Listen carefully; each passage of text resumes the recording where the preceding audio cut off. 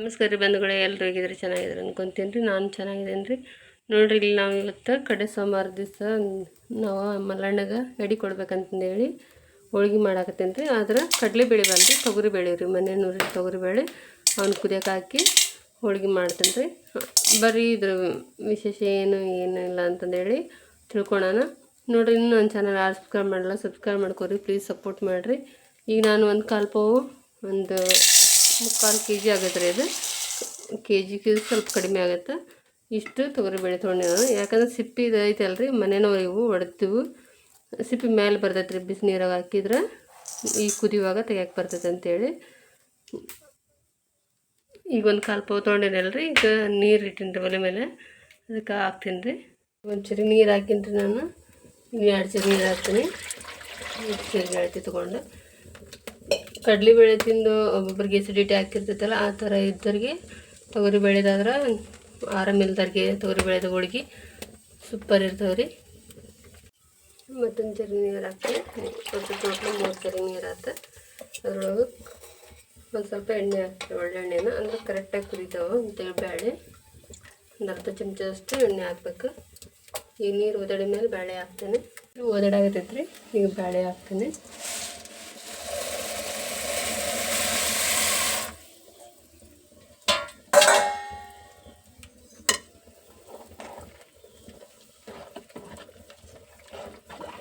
ಇದು ಕುದ್ದಾಗೆಲ್ಲ ಸಿಪ್ಪಿ ತಾನ ಮೇಲೆ ಬರ್ತೈತಿ.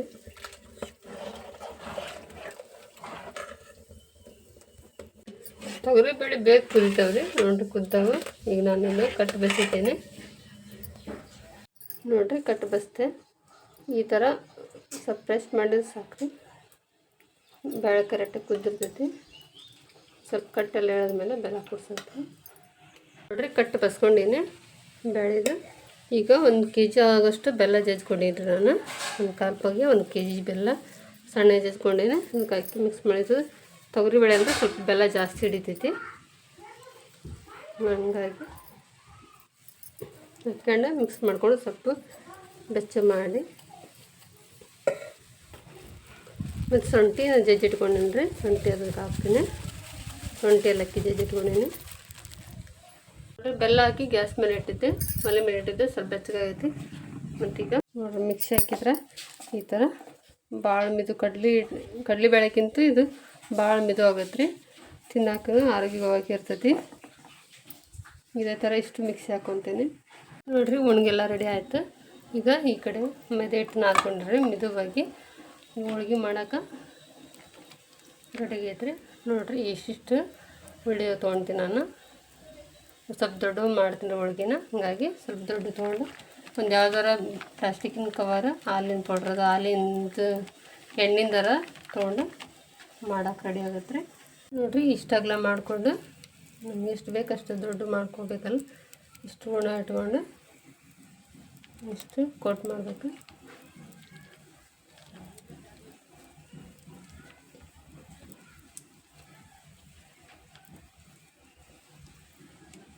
ಪ್ರತಿ ಸರಿ ಕಡಲೆಬೇಳೆ ಮಾಡ್ತಿದ್ರಿ, ಈ ಸರ್ತಿಗೆ ತೊಗರಿಬೇಳೆ ಮಾಡಿದ್ರೆ ಆತಂತಂದೇಳಿ ಮಾಡಾಕತ್ತೇನೆ. ನೋಡಿರಿ ಇಷ್ಟು ದೊಡ್ಡ ಲಟ್ಟಿಸ್ಕೊಂಡು ಎಣ್ಣೆ ಕಾದೈತಿ, ಹಂಚಿಗೆ ಎಣ್ಣೆ ಹಾಕಿ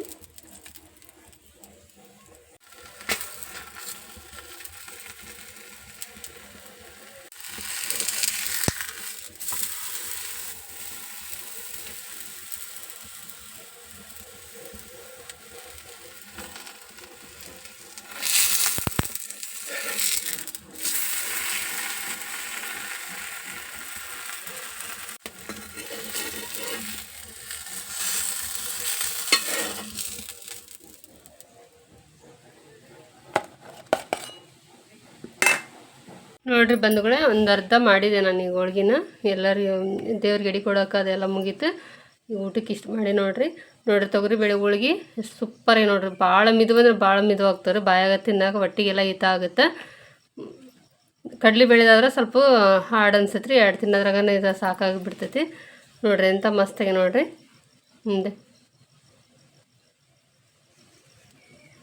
ಇದು ಶುಗರ್ ಇದ್ದಾರೆ ಅಂಥದ್ದೆಲ್ಲ ಕಡಲೆಬೇಳೆ ತಿಂತಿರಂಗಿಲ್ಲ ರೀ. ಈ ಥರ ತೊಗರಿಬೇಳೆದು ಮಾಡಿಕೊಟ್ರೆ ಎಲ್ಲರೂ ತಿಂತಾರೆ.